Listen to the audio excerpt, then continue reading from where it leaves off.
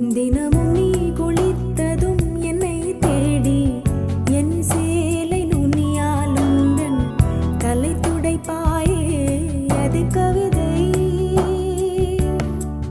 திரு